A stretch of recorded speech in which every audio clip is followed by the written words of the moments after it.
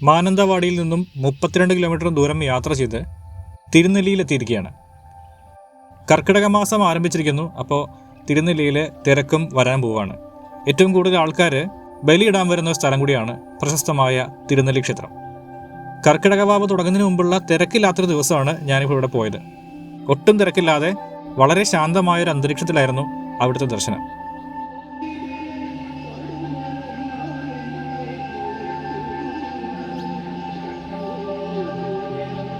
പടികേറി ചെല്ലുമ്പോൾ നമുക്ക് ആദ്യം കാണുന്നത് പഴയ വിളക്കുമാടത്തിൻ്റെ അവശിഷ്ടങ്ങളാണ്. ഇപ്പോൾ അവിടെ റിനോവേറ്റ് ചെയ്യാൻ വേണ്ടി പോവുകയാണ്. അതിനുള്ള ഫണ്ടും കാര്യങ്ങളെല്ലാം കളക്ട് ചെയ്ത് തുടങ്ങിയിട്ടുണ്ട്. നാടുവാഴികളുടെ തർക്കം കൊണ്ട് നിർമ്മാണം നിലച്ചുപോയ മനോഹരമായ ഒരു ശില്പകലയാണ് വിളക്കുമാടം. കരിങ്കല്ല് കൊണ്ടാണ് ഇതിൻ്റെ നിർമ്മാണം. നൂറ്റാണ്ടുകൾക്ക് മുൻപ് കുടകിലെ ഒരു രാജാവ് തടിയും കല്ലും ഉപയോഗിച്ച് ക്ഷേത്രം പുതുക്കി പണിയാൻ ആരംഭിച്ചതിൻ്റെ ഭാഗമായിട്ടാണ് ഈ വിളക്കുമാടത്തിൻ്റെ പണി ആരംഭിക്കുന്നത്. എന്നാൽ ക്ഷേത്രത്തിൻ്റെ ഉടമയായ കോട്ടയത്ത് തമ്പുരാന്റെ അനുമതിയോ അറിവോ കൂടാതെയാണ് കുടകിലെ രാജാവ് ഈ പണികൾ ആരംഭിച്ചത് എന്നറിഞ്ഞ കോട്ടയത്ത് രാജാവ് കുടക് രാജാവിനെ ആ പണിയിൽ നിന്നും നിരോധിച്ചുകൊണ്ടുള്ള കൽപ്പനയിട്ടു. അതുകൊണ്ട് അദ്ദേഹം കൊണ്ടുവന്ന വസ്തുക്കളെല്ലാം അവിടെ ഉപേക്ഷിച്ചിട്ട് തിരിച്ചു പോയതായിട്ടാണ് കഥ പറയുന്നത്. വിളക്കുമാടം മാത്രമല്ല, നിരവധി അത്ഭുതങ്ങൾ നിറഞ്ഞ ഒരു സ്ഥലം കൂടിയാണ് തിരുനെല്ലി.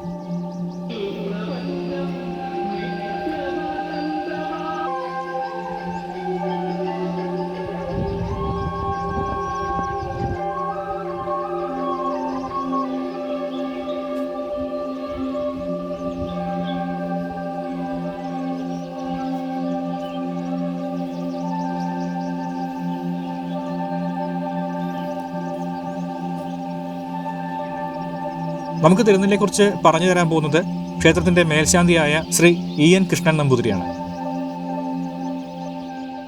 നമസ്കാരം. തിരുനെല്ലി അമ്പലം മേൽശാന്തി EN കൃഷ്ണൻ നമ്പൂതിരി.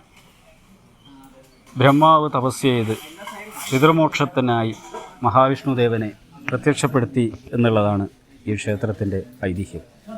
ബ്രഹ്മാവ് ഇറങ്ങിയ മലയായതുകൊണ്ടാണ് വടക്ക് വശത്ത് കാണുന്ന ഈ മലയെ ബ്രഹ്മഗിരി എന്ന പേരിൽ അറിയപ്പെടുന്നത്. ക്ഷേത്രം ഇന്ന് കാണുന്ന സ്ഥലത്ത് വെച്ച് ബ്രഹ്മാവ് തപസ് ചെയ്തുവെന്നും ഒരു നെല്ലിമരത്തിൽ ഭഗവാൻ പ്രത്യക്ഷപ്പെട്ടു എന്നുള്ളതാണ് ഐതിഹ്യം പറയുന്നത്. അപ്പോൾ ആ നെല്ലിമരത്തിൽ പ്രത്യക്ഷപ്പെട്ടുകൊണ്ട് തിരുനെല്ലി എന്ന പേര് ഈ ദേശത്തിന് വന്നു.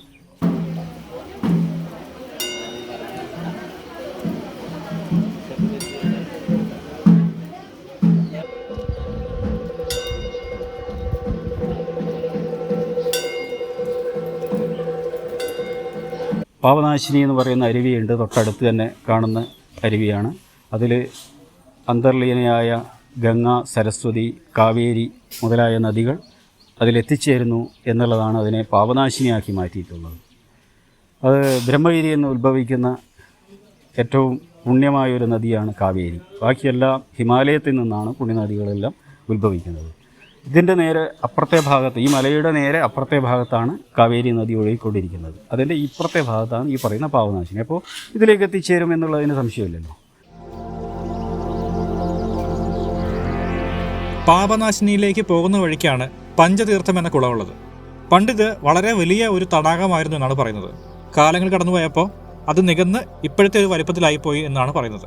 ക്ഷേത്രത്തിനോട് ചേർന്ന് 64 തീർത്ഥങ്ങൾ ഉണ്ടായിരുന്നു എന്ന് പറയുന്നു. അതിൽ വളരെ പ്രധാനപ്പെട്ടതാണ് പഞ്ചതീർത്ഥം. തീർത്ഥക്കുളത്തിന്റെ നടുവിലായിട്ട് ഒരു പാറയിൽ 2 കാലടി രൂപങ്ങൾ വിഷ്ണു ഭഗവാന്റെ പാദങ്ങളുടെ പ്രതീകമായിട്ട് ചിത്രീകരിച്ച് കുത്തിവെച്ചിട്ടുണ്ട്. അതിനോട് ചേർന്ന് ശംഖ്, ചക്രം, ഗദ, പത്മം എന്നീ രൂപങ്ങളും നമുക്ക് കാണാൻ കഴിയും. പഞ്ചതീർത്ഥം കടന്ന് ഒരു 200-300 മീറ്റർ കൂടെ നടന്നു കഴിഞ്ഞാൽ നമ്മൾ പാപനാശിനിയിലെത്തും.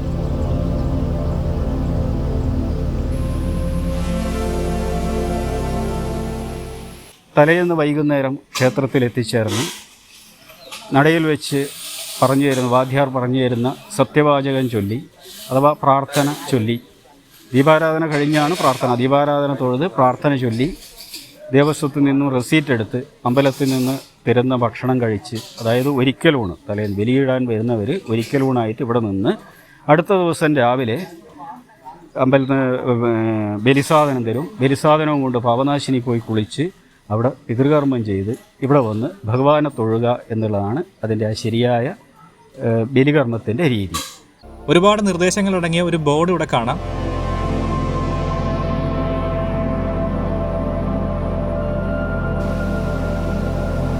ഈ പാപനാശിനിയിൽ മുങ്ങിക്കുളിച്ചാൽ സകല പാപങ്ങൾക്കും പരിഹാരമായെന്നും ഇവിടെ കർമ്മങ്ങൾ ചെയ്താൽ പരേതാത്മാക്കൾ സ്വർഗം പ്രാപിക്കുമെന്നും വളരെയധികം വിശ്വാസമുണ്ട്.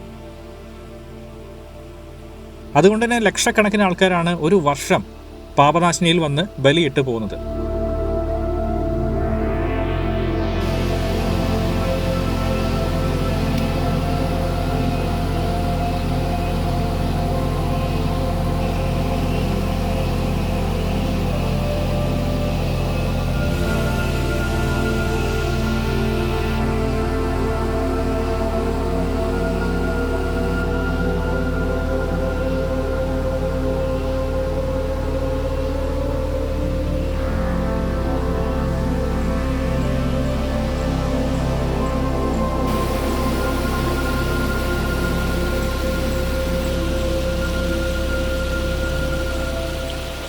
അപ്പോൾ പാപനാശിനിയുടെ പ്രാധാന്യം എന്ന് പറയുന്നത് ഗയാശ്രാദ്ധമാണ്. പാപനാശിനി ശ്രാദ്ധങ്ങളിൽ ഏറ്റവും പ്രധാനപ്പെട്ടത് ഗയാശ്രാദ്ധമാണ്.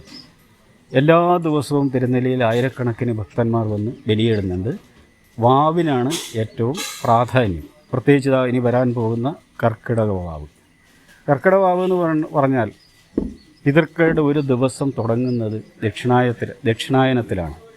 അപ്പോൾ ആ പകൽ തുടങ്ങുമ്പോൾ തന്നെ നമ്മൾ കൊടുക്കുന്ന ആ ഒരു ഭക്ഷണമാണ് കർക്കിടക വാവ് ബലി. അതുകൊണ്ടാണ് ഇത്രയും പ്രാധാന്യം കർക്കിടക വാവിന് വന്നിരിക്കുന്നത്.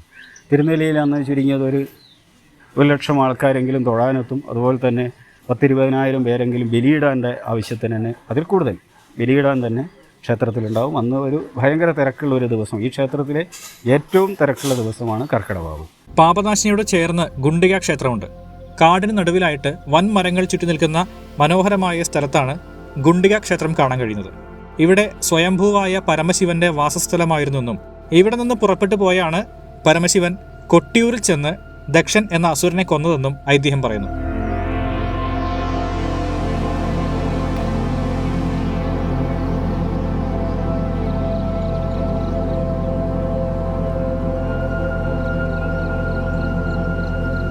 ഇത്രയും ഞാവൽപ്പഴങ്ങൾ ഈ തറയിൽ എങ്ങനെ വീണു എന്നതിനുള്ള ഉത്തരം നേരെ മുകളിൽ നോക്കിയാൽ കാണാം. ഒരു കൂട്ടം കുരങ്ങന്മാരാണ്. അമ്പലത്തിന് ചുറ്റും മാത്രമല്ല, അമ്പലത്തിലേക്ക് വരുന്ന വഴിക്കും നിങ്ങൾക്ക് വന്യമൃഗങ്ങളെ കാണാൻ പറ്റും.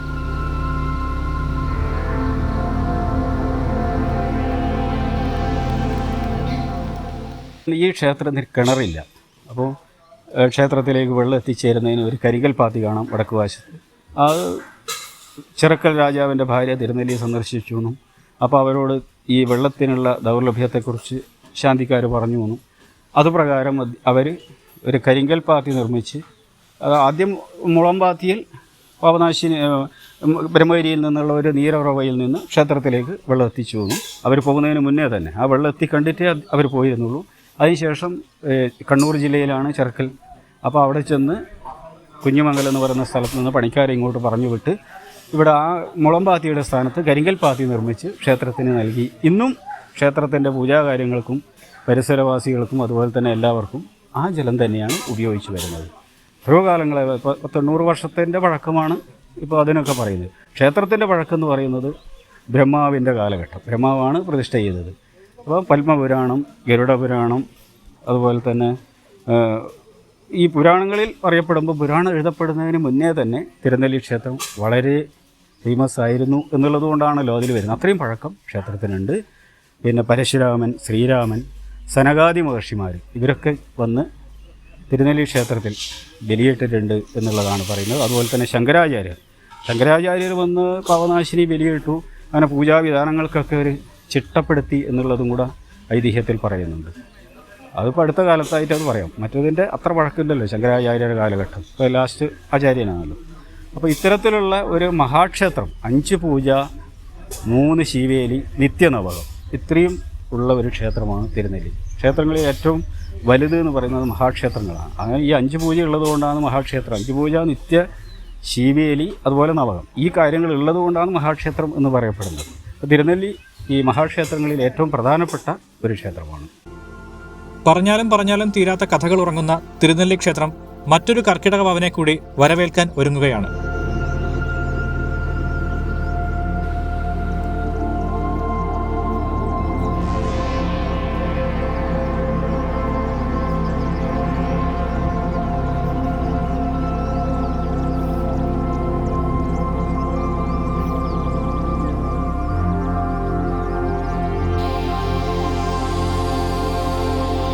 തിരുനെല്ലിയെക്കുറിച്ചുള്ള കൂടുതൽ വീഡിയോസും കഥകളുമൊക്കെ ആയിട്ട് നമുക്ക് മറ്റൊരു യാത്രയിൽ വീണ്ടും കാണാം.